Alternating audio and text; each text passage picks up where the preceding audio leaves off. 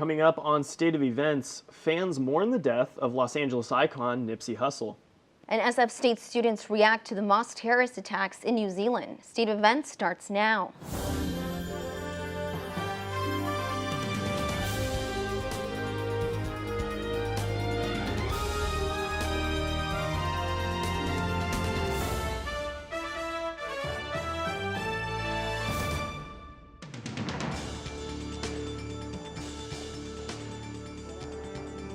Welcome to State of Events. I'm Zach Priest.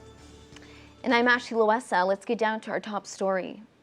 The San Francisco Police Department is investigating a crime where a man pulled out a gun on a family member near San Francisco State. The incident happened on Sunday afternoon on Vidal Drive near the campus, where the suspect left the scene in a silver Cadillac SUV. School officials at San Francisco State say that there is no threat at this time, and more updates will be provided as the investigation continues. San Francisco State students voiced their concerns regarding the New Zealand mosque shooting.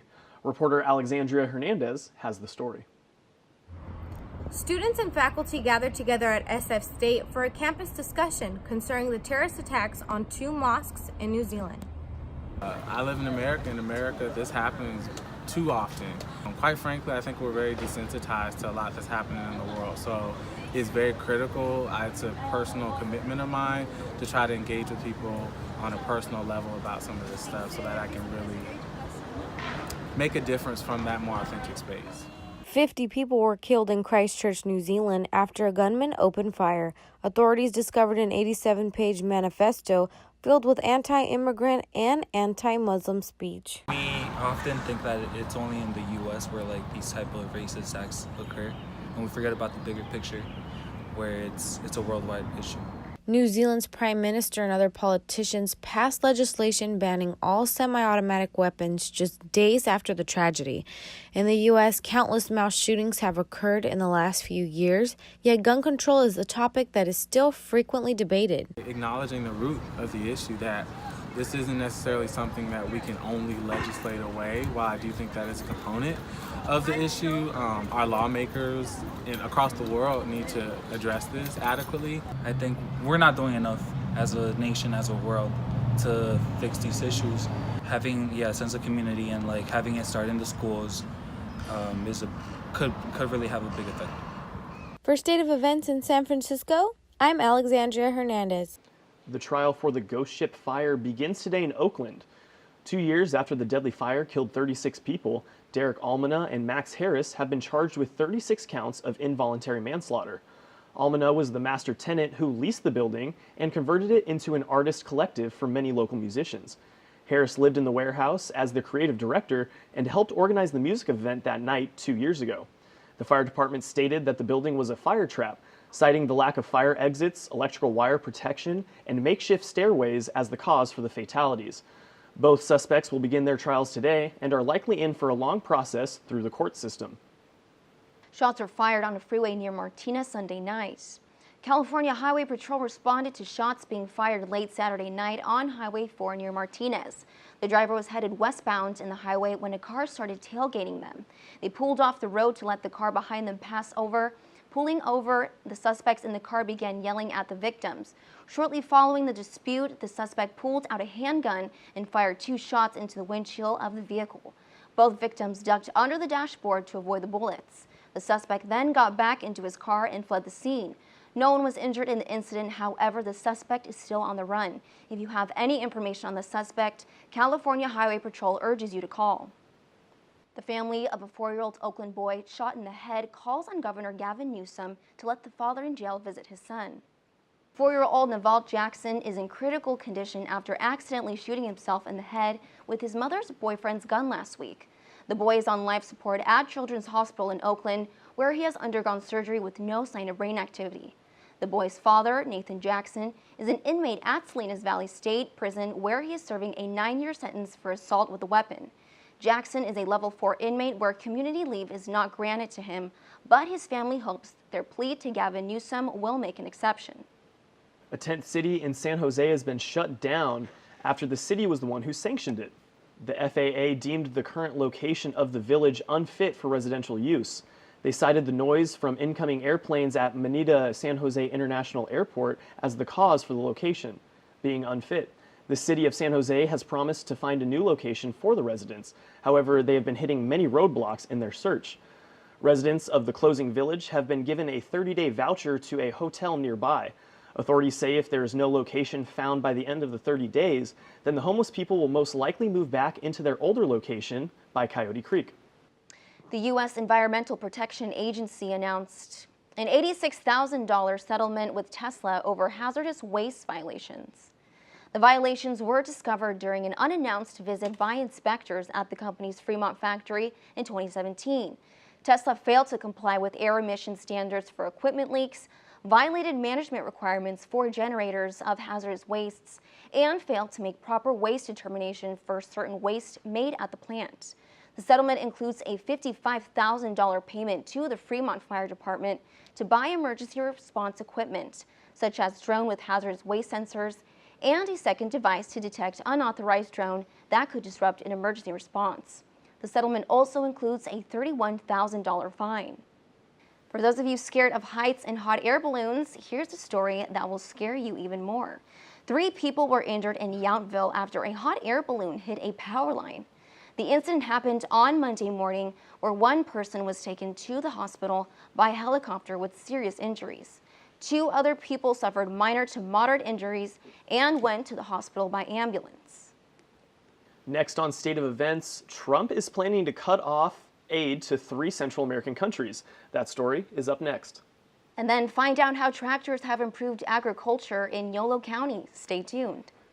There are many important days in your child's life. Their first birthday, their first big game, their first day of school. Choosing the right school for your child sets them on a path for success. Apply on time. It's for your family's future.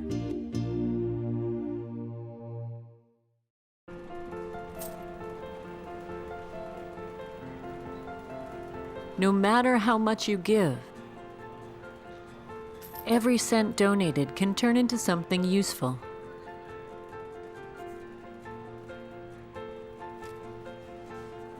Take part in building homes. Take part in building hope. Habitat for Humanity, Greater San Francisco. Building homes and hope in Marin, San Francisco, and the Peninsula. Claudia is a pre-med student in search of a global health experience. She desires a program abroad that provides cultural immersion. Claudia wants a credible program that affirms her interest in the medical field. Most importantly, she seeks an international, community-based health program. Claudia finds herself with Child Family Health International. How will you distinguish yourself? Visit cfhi.org.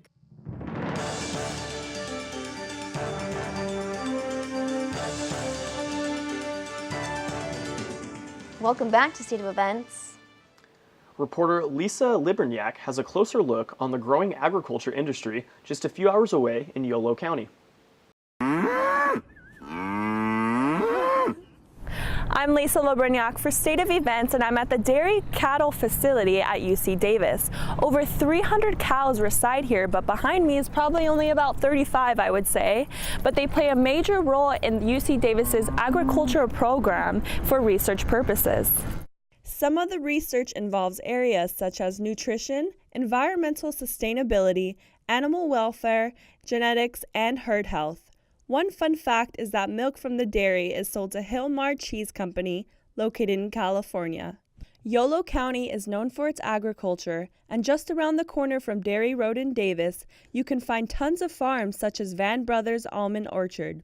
But without the help of tractors, harvesting would not be as easy as it is today. When I first started working for Caterpillar, we had quite a few customers that were just leveled the land. That's all they did. That was their profession, where you don't see near that much anymore. We have so many different weather conditions and soil types. Like you go down in our delta, there's a lot of peat ground. It's very organic and it's very fine. In fact, that ground they farm when it gets a little bit wet. When it gets really dry, it's just dust. And it's a whole different, most of the farmers up in here are much larger than ones down in the Delta. Tractors are the backbone of a farm and serve the widest range of functions. Without their help, fresh produce at local farmers markets would not exist. Tractors are making farms extremely efficient and are a major factor to growers in order to maintain an environmentally friendly environment for their crops. In Yolo County, Lisa Labrignac, State of Events. President Donald Trump cuts aid and threatens to close the southern border in response to an increase of immigrants entering the U.S. The president said on Friday that he cut off $500 million in foreign aid approved by Congress for Honduras, Guatemala, and El Salvador.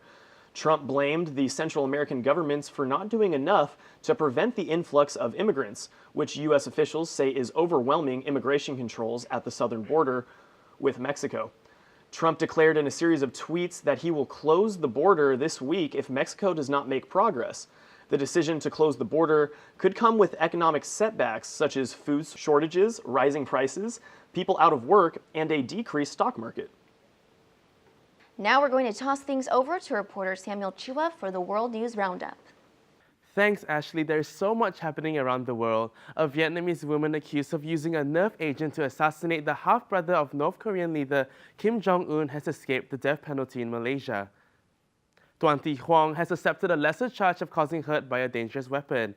On Monday, Malaysian prosecutors offered to reduce the murder charge against Huang, who is the only suspect still behind bars following the release of a co-accused last month.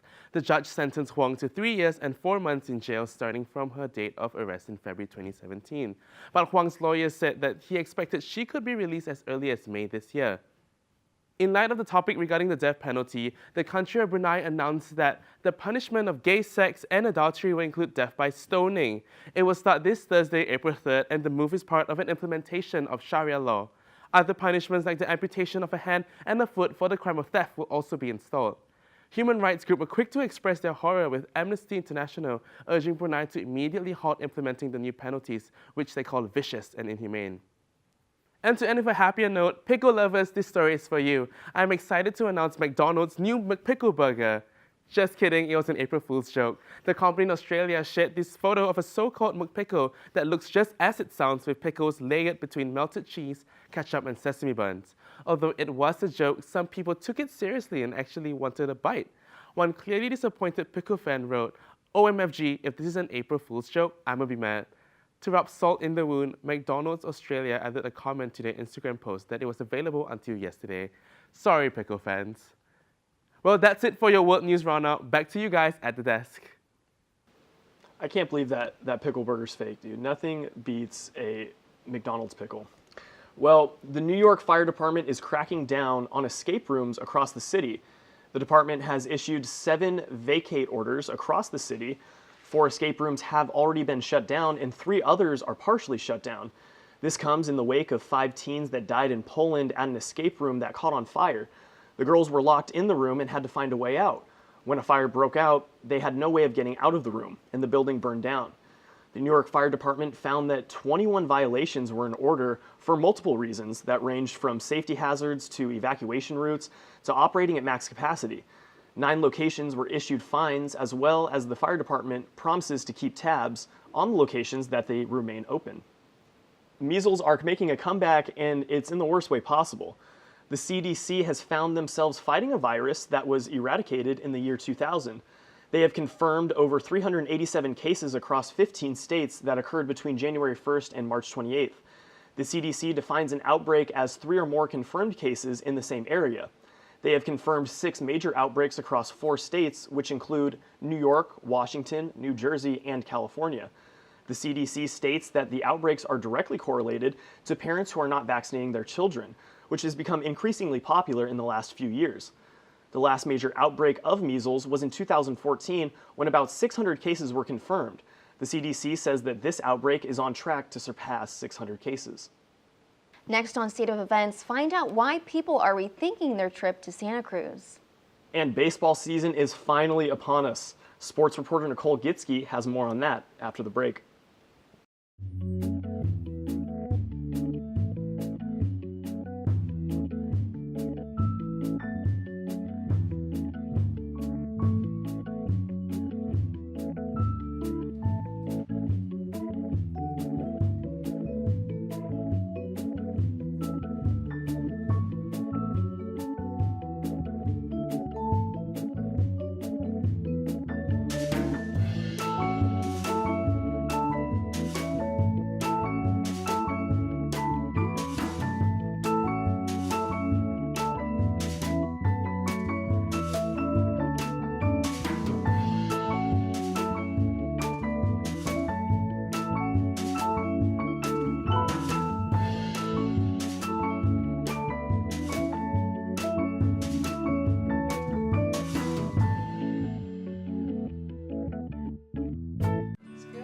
When it's time to choose healthcare for your teen, you want the best. When it's time for your teen's questions to be answered, you want a professional you can trust. At Valencia Health Services, your time is well spent. We provide professional, quality healthcare. Valencia Health Services, dedicating quality time to professional healthcare because your teen's health is our first priority. Valencia Health Services, quality time because we care.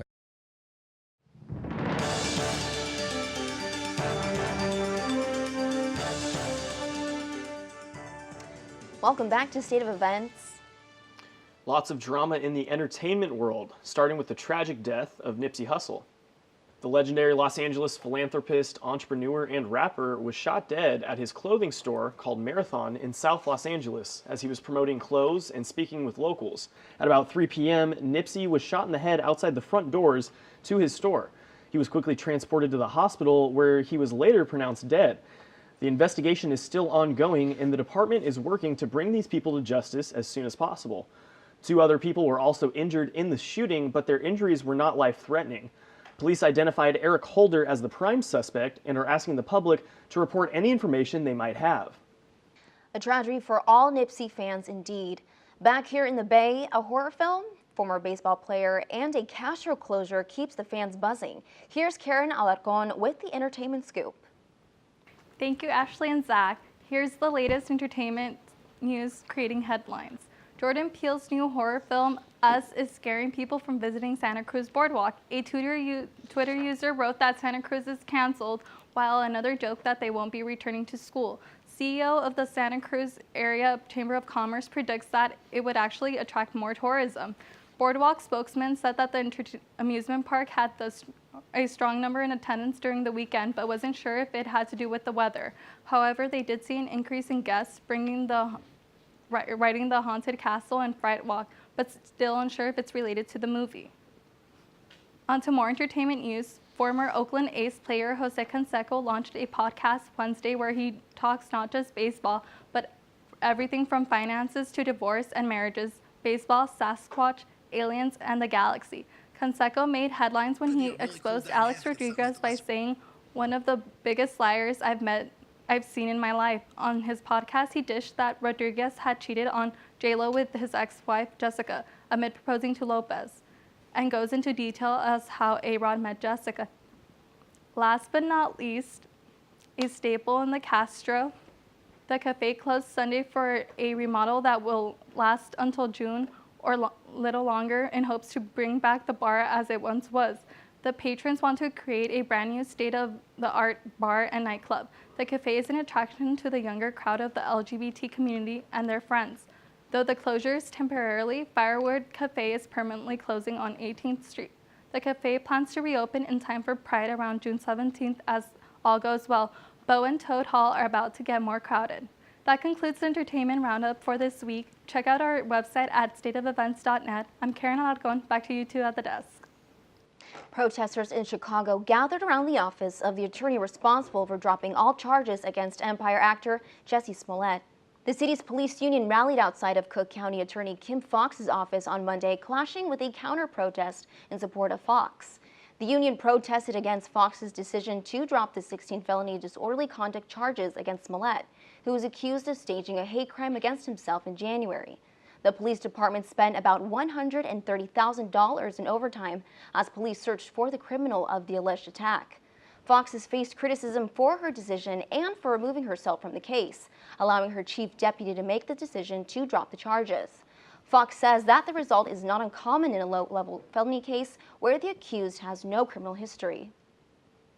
And next on State of Events, Nicole is here with a peek at the brand new Chase Center and a quick sports update. Nicole? That's right. Well, basketball may be winding down for this season. There are some exciting things coming for the Warriors next season. I had the chance to check out the Chase Center this week. Construction is underway at the Chase Center in the Mission Bay neighborhood, which will become the home of the Golden State Warriors. This $1.4 billion stadium is said to be one of the nicest arenas in the U.S. The building will house 2 entrances along with a 5.5-acre park, restaurants and shops, a hotel, and office spaces. The stadium is specifically built for NBA games and will result in better viewing angles. The front entrance holds a unique piece of architecture, which the Warriors are calling the Gatehouse. The pre- and post-game coverage will take place here and has wraparound steps that lead you to the top. San Franciscans are looking forward to the Warriors being in their backyard. I mean, who isn't excited about the Warriors coming here? But some wish they would go back to Oakland. Pretty worried about it because the more stuff happening here, the worse the traffic gets. Luckily, in a coincidence, Muni has a stop right in front of the Chase Center, allowing Warrior fans to travel through public transport rather than congesting the streets. The Chase Center is scheduled to open on September 6, 2019, in time for the Warriors' 2019-2020 season. In San Francisco, I'm Nicole Gitsky with State of Events. The Warriors have also proposed to use the parking lots down by Giants Stadium as overflow parking. The Warriors and Giants will face a handful of games where they will overlap, which may pose a problem. Over to baseball, where the San Francisco Giants will have their home opener this Friday against the Tampa Bay Rays. Reminder to fans that former AT&T Park is now Oracle Park. That's what's exciting in the sports world. I'll send it back to you two at the desk. Thank you, Nicole. All right, now that we mentioned it, I have to ask you, Zach, did you watch Us? I did. It was, oh my, I was on the edge of my seat the whole time. I had a death grip on the armrest. It was crazy. Did you see it? I did see it, and I didn't see it just once. I saw it twice. It is honestly amazing, and I definitely recommend it to viewers at home. And that is all for this week's State of Events. Make sure to follow us on our social media. We want to hear from you. We are on Twitter, Instagram, Facebook, and YouTube. And for more stories, make sure to check out our website at stateofevents.net. In Studio One, I'm Zach Priest. And I'm Ashley Loessa. See you next week.